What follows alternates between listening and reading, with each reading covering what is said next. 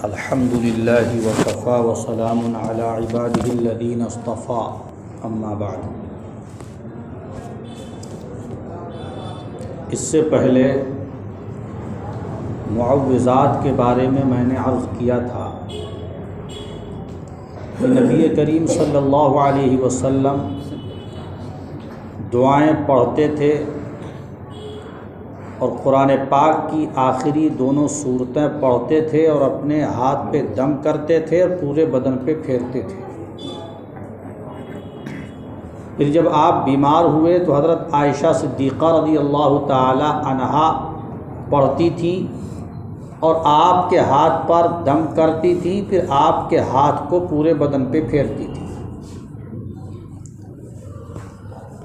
اس پر بات یہ آئی تھی کہ جب نبی کریم صلی اللہ علیہ وسلم کا حال یہ تھا کہ آپ اتنے اہتمام سے دعاؤں کو پڑھتے تھے اور دم کرتے تھے اور بدن پہ ہاتھ پھیرتے تھے، تو ہمیں اور آپ کو اس کا کتنا اہتمام کرنا چاہیے۔ تو ہماری زندگی میں یہ عمل شروع ہوا کہ نہیں؟ کیا ہم اہتمام کر رہے ہیں؟ یا گھروں پر بھی جا کر کے ہم نے گھر والوں کو، عورتوں کو، مستورات کو، بھائیوں کو تلقین کی کہ وہ دعائیں پڑھیں اور پھر اپنے ہاتھ پر دم کر کے اپنے بدن پہ پھیرا کریں؟ اس کا اہتمام کیجیے اپنے گھروں میں، اس کو عمل میں لائیے۔ یہ فتنوں کا دور ہے، اس فتنے کے دور میں اور بھی زیادہ احتیاط کرنے کی ضرورت ہے اور اوراد و وظائف کی پابندی کرنے کی ضرورت ہے۔ درود شریف ایک بہت عظیم الشان عمل ہے، اللہ کا قرب حاصل کرنے کا وسیلہ ہے، اور پیغمبر آخر الزماں حضرت محمد مصطفیٰ صلی اللہ علیہ وسلم کی مہربانی، آپ کی شفقت، آپ کی عنایت کو حاصل کرنے کا ذریعہ اور اہم سبب ہے۔ تو اس لیے ہمیں درود شریف کا بھی بہت زیادہ اہتمام کرنا چاہیے۔ اس کے فضائل بھی بہت ہیں۔ قرآن پاک کے اندر اللہ تعالیٰ نے باقاعدہ درود شریف پڑھنے کا حکم دیا ہے، درود شریف کی تلقین فرمائی ہے۔ ان اللہ وملائکتہ یصلون علی النبی یا ایھا الذین آمنوا صلوا علیہ وسلموا تسلیما، کہ بے شک اللہ اور اس کے فرشتے نبی پر صلاۃ پڑھتے ہیں، اے ایمان والو تم بھی نبی پر صلاۃ و سلام پڑھا کرو۔ تو اب اللہ نے اس آیت میں حکم دیا کہ ہم نبی پر درود پاک کا نذرانہ پیش کریں۔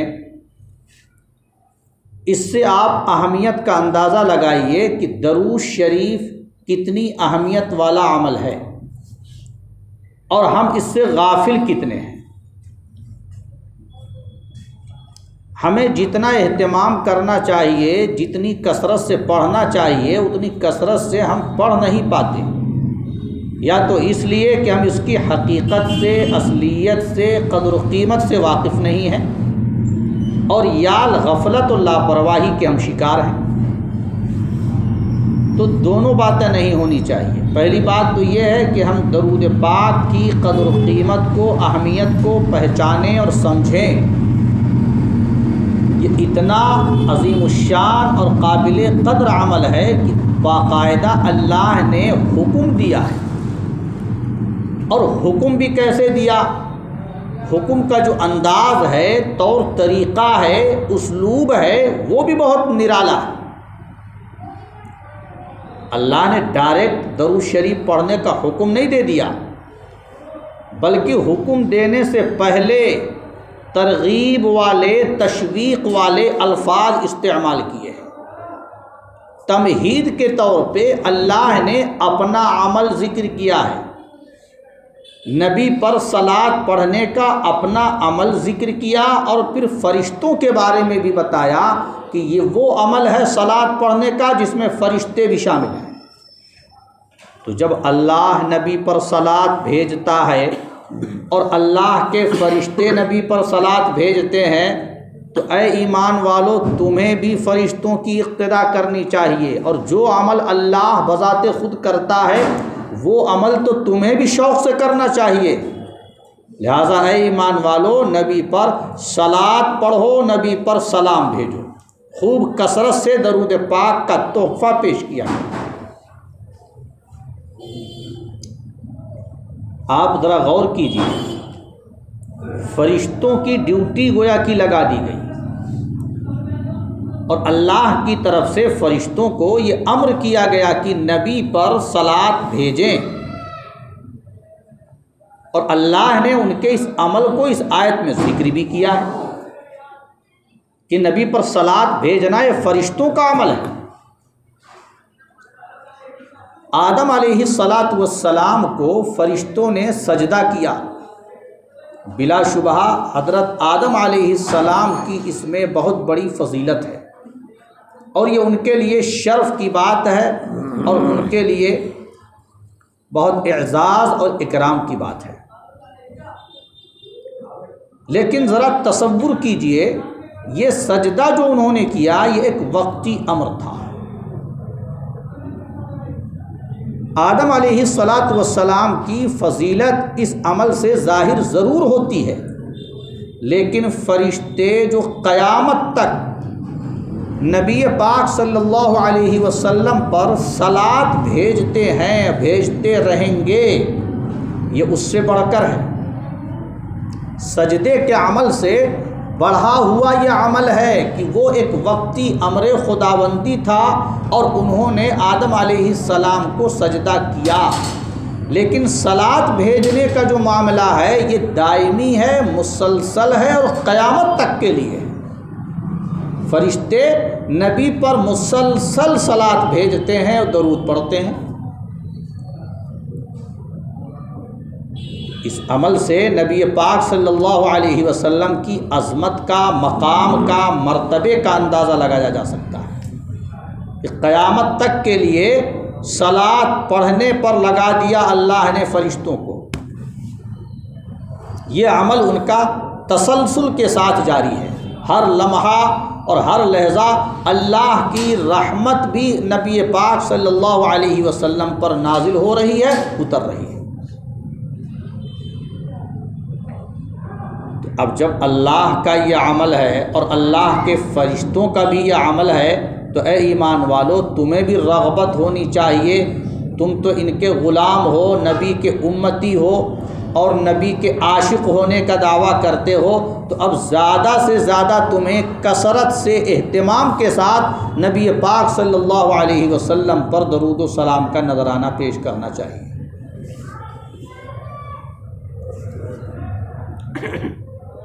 تو پہلی بات تو ہمیں یہ معلوم ہوئی کہ اللہ نے باقاعدہ اس کا حکم دیا ہے کہ ہم نبی پر درود پڑھیں۔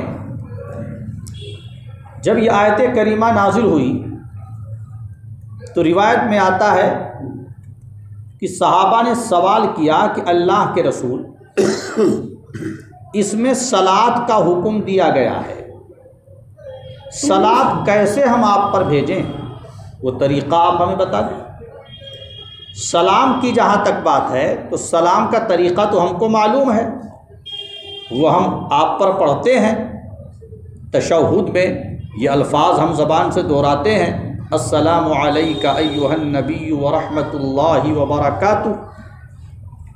تو سلام کا جو طریقہ ہے، طرز ہے، وہ تو ہمیں معلوم ہے، وہ ہم کو سکھا دیا گیا ہے، لیکن صلات کیسے بھیجی جائے اس کا طریقہ آپ بتا دیں۔ تو نبی پاک صلی اللہ علیہ وسلم نے صلات بھیجنے کا طریقہ بتایا، اور طریقے میں درود ابراہیمی ہے اس کو تلقین فرمایا کہ تم اس طرح سے صلات بھیجا کرو، اللہم صلی علی محمد وعلی آل محمد کما صلیت علی ابراہیم وعلی آل ابراہیم انک حمید مجید، اللہم بارک علی محمد وعلی آل محمد کما بارکت علی ابراہیم وعلی آل ابراہیم انک حمید مجید۔ تم اس طرح مجھ پر صلات بھیجا کرو۔ تو اب صحابہ نے پھر صلات بھیجنا شروع کر دیا۔ تو نماز میں یہ درود ابراہیمی پڑھی جاتی ہے، ہم پڑھتے ہیں، آپ پڑھتے ہیں۔ امام اعظم ابو حنیفہ رحمہ اللہ کے نزدیک نماز کے اندر جو یہ درود شریف پڑھا جاتا ہے یہ سنت ہے، اور باقی نماز سے خارج نبی پاک صلی اللہ علیہ وسلم کا جب بھی ذکر مبارک آئے تو آپ پر درود پڑھنا ایک مجلس میں تو واجب ہے، یعنی ضروری ہے، اگر کوئی نہیں پڑھے گا تو گنہگار ہوگا۔ اس آیت کریمہ کی بنیاد پر تو زندگی میں ایک مرتبہ درود پڑھنا، صلاۃ و سلام پڑھنا یہ فرض عین ہے، ہر ایک پر فرض کا درجہ رکھتا ہے۔ جیسے نبی پاک صلی اللہ علیہ وسلم کی نبوت اور رسالت کی شہادت دینا فرض عین ہے، ضروری ہے، ایسے ہی زندگی بھر میں ایک مرتبہ صلاۃ و سلام پڑھنا تو فرض عین ہے، لازم ہے۔ باقی کوئی محفل ہو، کوئی مجلس ہو، کوئی پروگرام ہو، تو اب اس مجلس میں، محفل میں، پروگرام میں نبی کا تذکرہ جتنی مرتبہ آئے گا تو نبی کریم صلی اللہ علیہ وسلم پر صلاۃ و سلام پڑھنا مستحب ہوگا۔ محققین کا مسلک یہی ہے کہ بار بار نبی کے نام آنے پر نبی پاک صلی اللہ علیہ وسلم پر صلاۃ و سلام بھیجنا یہ مستحب ہے، اور ایک مرتبہ ایک مجلس میں یہ واجب ہے۔ یعنی کوئی بھی مجلس ہو، اگر نبی کا ذکر مبارک آ گیا تو اب ایک مرتبہ کم سے کم درود پاک پڑھنا یہ لازم اور ضروری ہو جاتا ہے۔ اب یہ درود پاک جو درود ابراہیمی ہم نے پڑھا ہے یہی پڑھنا ضروری نہیں ہے، آپ دوسرے لفظوں میں نبی پر صلاۃ و سلام بھیج سکتے ہیں، چھوٹا سا ہے وہ بھی پڑھ سکتے ہیں، صلی اللہ علیہ وسلم۔ یہ نماز کی بات نہیں کر رہا میں، نماز سے باہر کسی مجلس اور محفل کی بات ہے۔ علیہ الصلاۃ والسلام چھوٹا سا ہے، صلاۃ بھی ہے، سلام بھی ہے، تو صلاۃ و سلام کے یہ صیغے ہیں۔ بہت سارے صیغے بھی حدیث کی کتابوں میں نقل کیے گئے ہیں کہ نبی پر درود اس طرح سے بھیجا جائے، نبی پر صلاۃ و سلام اس طرح سے پیش کیا جائے۔ تو جو صیغے، جو کلمات احادیث میں موجود ہیں ان کو پڑھنا یہ بہت فضیلت کی بات ہے، ان کو پڑھنا یہ افضل درجہ رکھتا ہے۔ اور بزرگوں نے بھی کچھ اپنی طرف سے صیغے اور کلمات اور الفاظ پیش کیے ہیں، تم اس طرح سے نبی پر درود پڑھو۔ تو جو حدیث میں نہیں ہے اور اپنی طرف سے بزرگوں نے الفاظ کچھ بتائے ہیں پڑھنے کے لیے تو ان کا پڑھنا جائز تو ہے، ناجائز نہیں کہیں گے، جائز ہے ان الفاظ میں نبی پر صلاۃ و سلام پڑھنا، لیکن افضل وہی ہے جو حدیث کی کتابوں میں صیغے نقل کیے گئے ہیں۔ اور وجہ بھی ظاہر ہے، ہمارے جملوں میں اور ہمارے کلمات میں وہ نورانیت نہیں ہوگی جو نبی پاک صلی اللہ علیہ وسلم کے کلمات میں نورانیت ہوگی۔ نبی کی مقدس زبان سے جو صیغے نکلے ہوں گے، جو الفاظ نکلے ہوں گے، ان میں جو چاشنی ہوگی، جو نور ہوگا، جو لذت ہوگی، وہ ہمارے اور آپ کے جملوں میں تو نہیں ہوگی۔ اس لیے جو صیغے احادیث میں کتب حدیث کے اندر موجود ہیں ان کو پڑھنا اور ان الفاظ اور صیغوں کے ساتھ نبی پر صلاۃ و سلام پیش کرنا یہ افضل ہے۔ باقی جائز کی جہاں تک بات ہے تو دوسرے صیغے بھی جائز ہیں، ان صیغوں کے ساتھ بھی نبی پر صلاۃ و سلام پیش کیا جا سکتا ہے۔ تو ہمیں پہلے نمبر پہ یہ دھیان دینا ہے کہ درود شریف کا حکم ڈائریکٹ اللہ نے دیا ہے،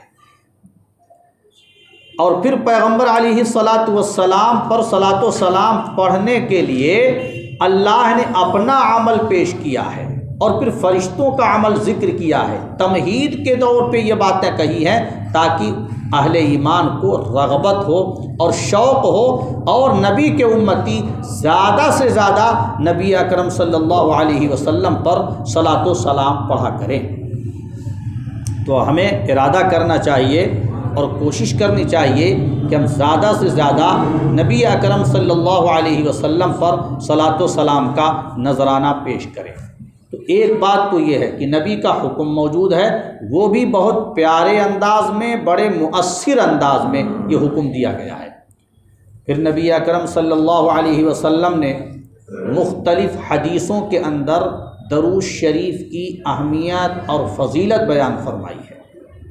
حدیثوں میں آتا ہے کہ بندہ ایک مرتبہ درود شریف پڑھتا ہے تو اللہ اس کے بدلے میں 10 مرتبہ رحمتیں نازل کرتا ہے۔ اس درود پاک پڑھنے والے بندے پر 10 دفعہ رحمت کا نزول فرماتا ہے اور 10 گناہ مٹاتا ہے اور 10 درجے بلند کرتا ہے۔ آپ سوچئے کہ کتنی نیکیاں حاصل کرنے کا ذریعہ ہے یہ، اور اللہ کی رحمت کو متوجہ کرنے کا وسیلہ ہے یہ، اللہ کے قرب پانے کا یہ ایک سبب ہے، اللہ کی نظر رحمت کو مبذول کرانے کا ایک ذریعہ ہے اور بہترین وسیلہ ہے۔ نبی پاک صلی اللہ علیہ وسلم پر درود کا تحفہ آپ پیش کریں اور اللہ کی رحمت تمہاری طرف متوجہ ہوگی، 10 مرتبہ رحمت نازل ہوگی، 10 گناہ مٹیں گے اور 10 درجے بلند ہوں گے۔ ہونا تو یہ چاہیے کہ ہم یہ پڑھیں اور اس پر کوئی لالچ نہ ہو ہمارا کہ اس پر ہمیں کیا بینیفٹ ملے گا، کیوں؟ یہ تو نبی کا حق ہے ہمارے اوپر۔ ہمارے نبی حضرت محمد مصطفیٰ صلی اللہ علیہ وسلم آخری نبی بن کر تشریف لائے اور امت کے لیے، ہمارے اور آپ کے لیے کتنی قربانیاں دی اور کتنی محنتیں اٹھائی ہیں، کتنی مشقتیں برداشت کی ہیں۔ پھر آج ہم جا کر کے ایمان والے ہیں، کلمے والے ہیں، تو آپ کے احسان کی بدولت ہمیں دین ملا، ایمان ملا، اللہ سے تعلق قائم ہوا، اللہ کی معرفت حاصل ہوئی، اور جو کچھ بھی ہمیں میسر ہے وہ نبی پاک صلی اللہ علیہ وسلم کے صدقے میں ہے۔ نبی کی تشریف آوری نہ ہوتی، نبی کی قربانیاں نہ ہوتی، نبی کی یہ محنتیں نہ ہوتی تو آج ایمان ہمارے پاس تھوڑی ہوتا۔ تو جو کچھ ہمارے پاس ایمان کا ذخیرہ ہے، اس کا بڑا سبب نبی پاک صلی اللہ علیہ وسلم کی ذات ہے۔ تو اب نبی کا اتنا بڑا احسان ہے ہمارے اوپر، تو نبی کا حق ہے کہ ہم نبی پر درود کا تحفہ پیش کریں، نبی سے اپنے والہانہ تعلق کا اظہار کریں، نبی کی خدمت میں صلاۃ و سلام کا ہدیہ پیش کریں۔ یہ نبی کا حق ہے ہمارے اوپر۔ مگر ہم درود پاک جو پڑھتے ہیں تو پڑھنے پر اللہ اپنے فضل و کرم سے 10 گناہ بھی مٹا رہا ہے اور 10 دفعہ رحمتوں کا نزول بھی فرما رہا ہے اور 10 درجے بھی بلند کر رہا ہے۔ اس کو کہتے ہیں دانت گھسائی وصول کرنا۔ کیا کہتے ہیں؟ دانت گھسائی وصول کرنا۔ حضرت مفتی تقی عثمانی صاحب دامت برکاتہم نے ایک جگہ لکھا ہے کہ ایک جگہ دعوت تھی اور دعوت میں ایک پیر صاحب کے فرزند تھے، پیر زادہ جن کو بولتے ہیں۔ تو پیر صاحب کے بیٹے دعوت میں تشریف لے گئے، دعوت کھائی، کھانا کھایا، فارغ ہوئے، واپسی کا جب ارادہ ہوا تو میزبان نے 50 روپیہ نذرانے میں پیش کیا۔ تو پیر صاحب کے بیٹے نے کہا 50 روپے کا نذرانہ یہ نہیں چلے گا،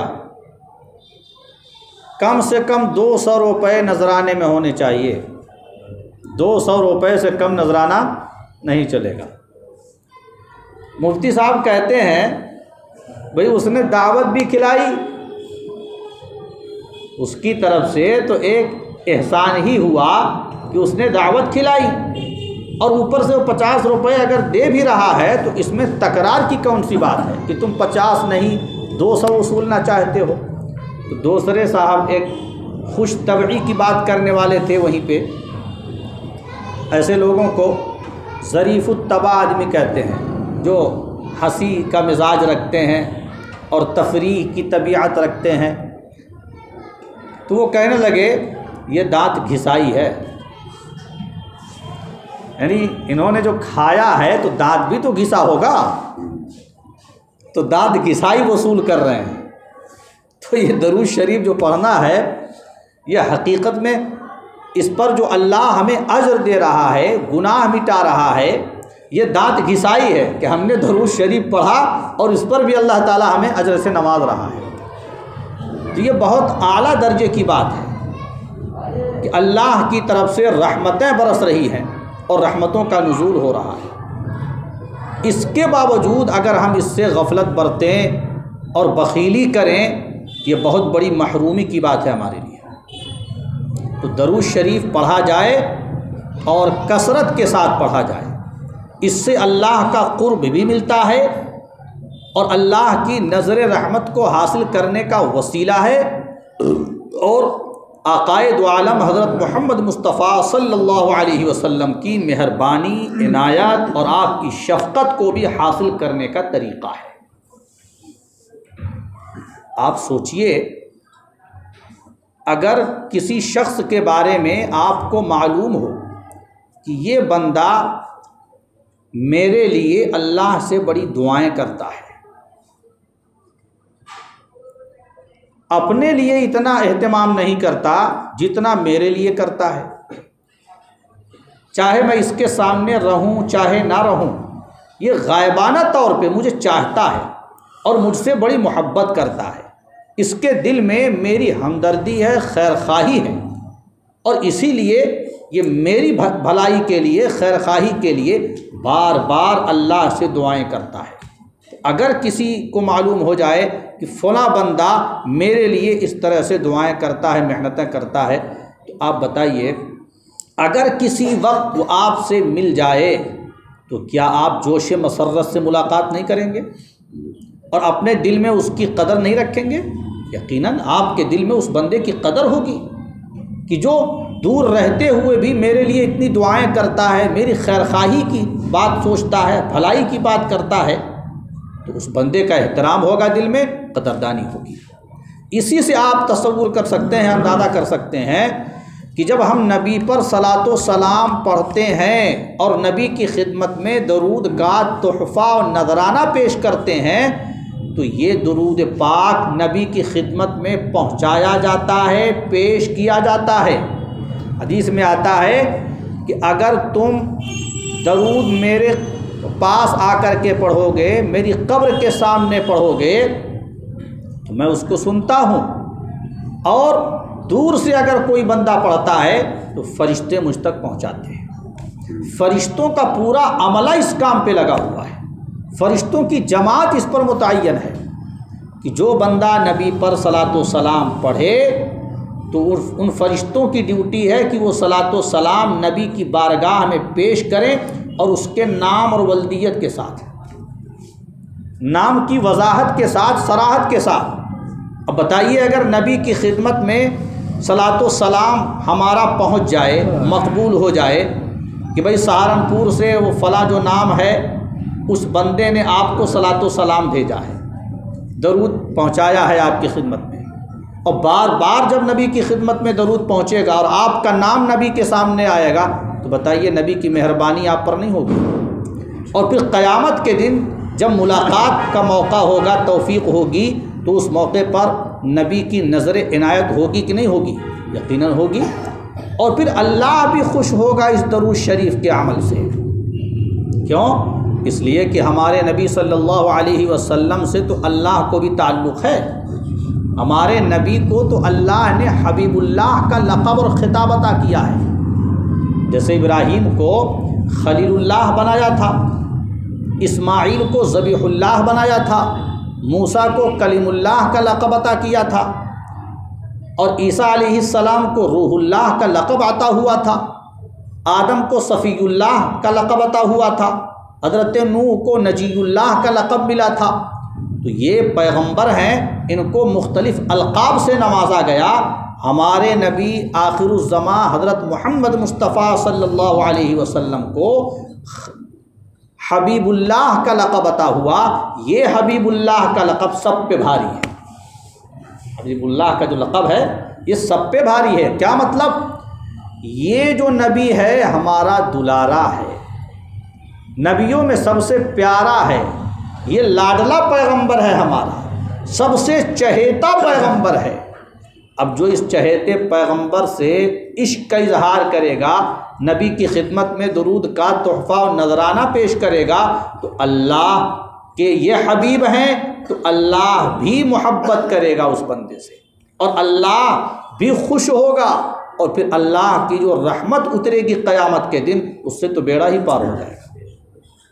تو اللہ کے قرب کو حاصل کرنے کا بھی یہ ذریعہ ہے، اور نبی پاک صلی اللہ علیہ وسلم کی مہربانی اور شفقت کو حاصل کرنے کا بھی یہ ایک ذریعہ ہے۔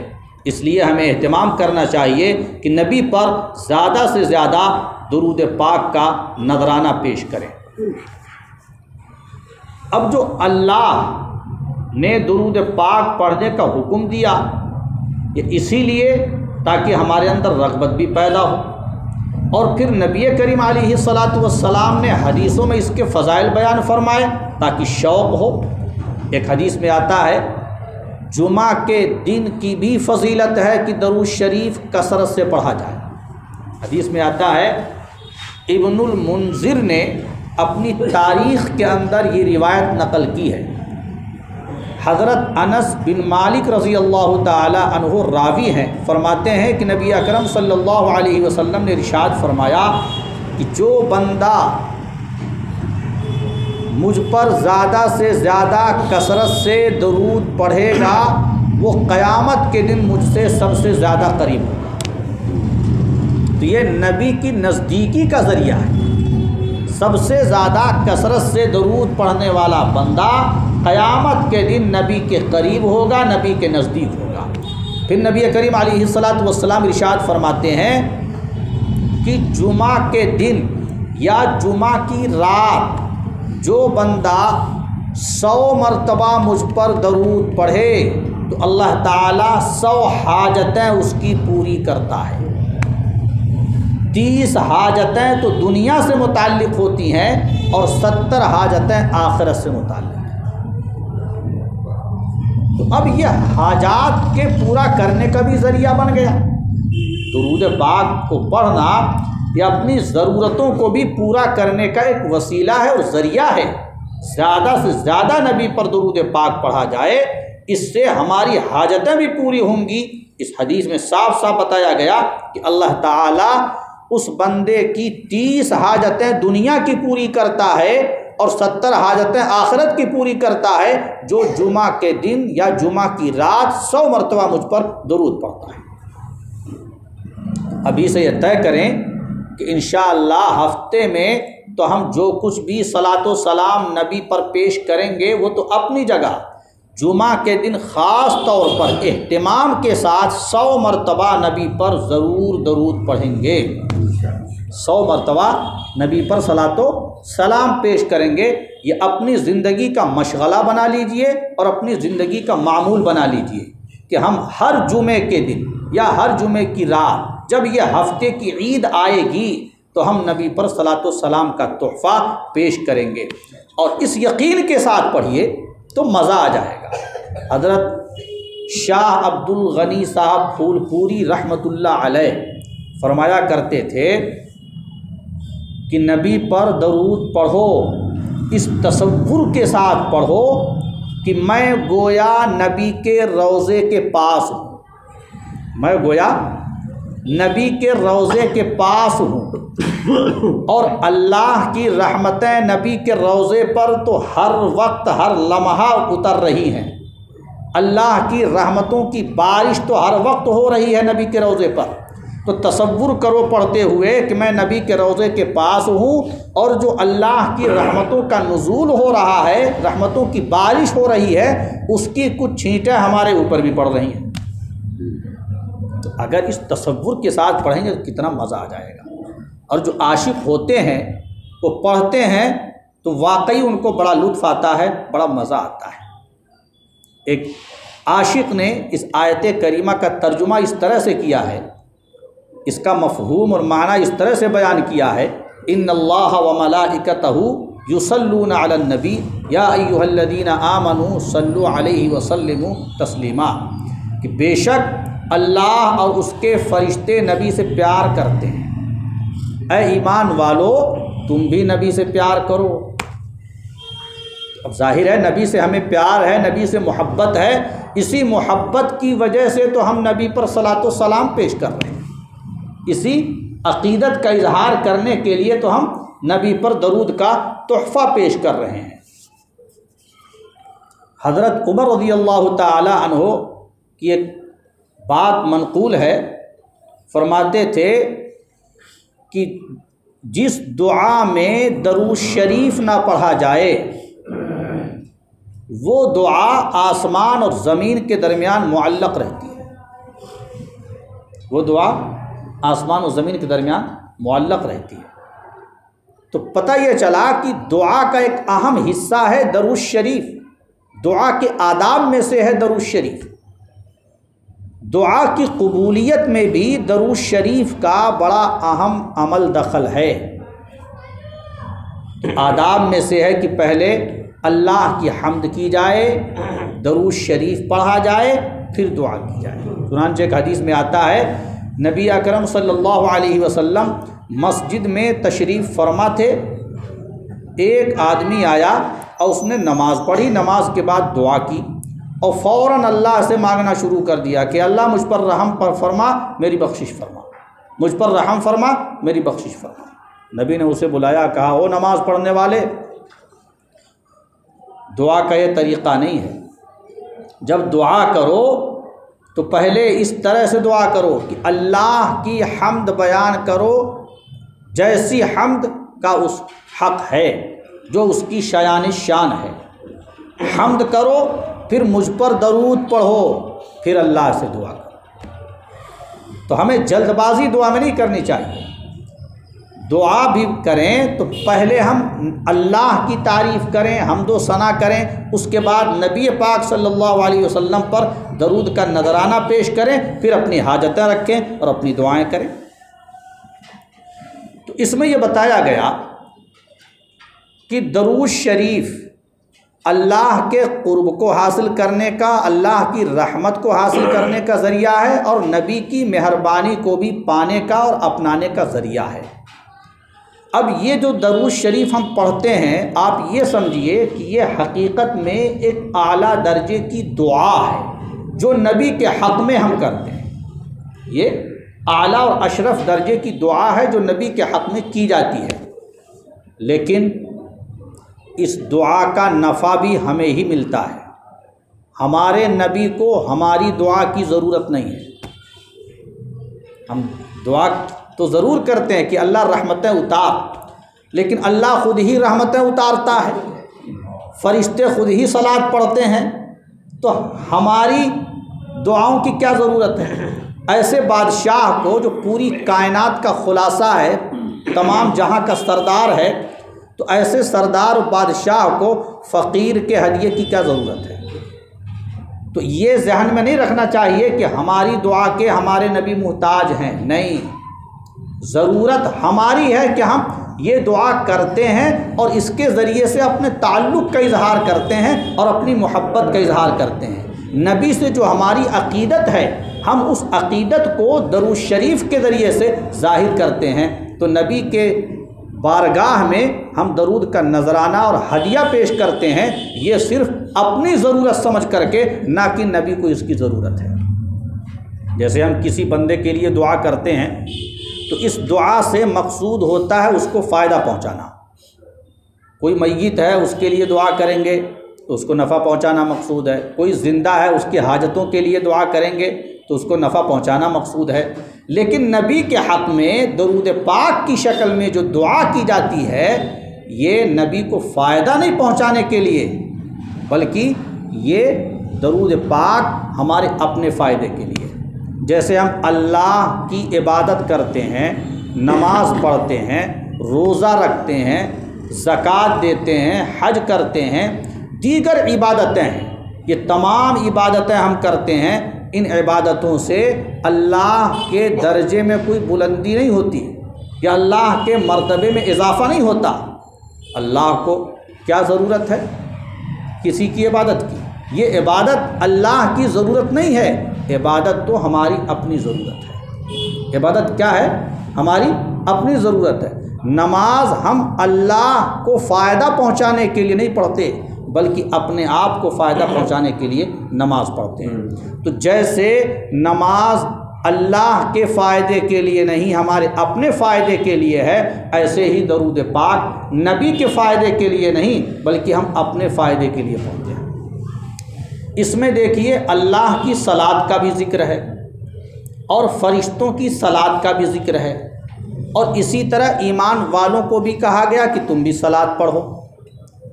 تینوں کے لیے صلات کا لفظ آیا ہے۔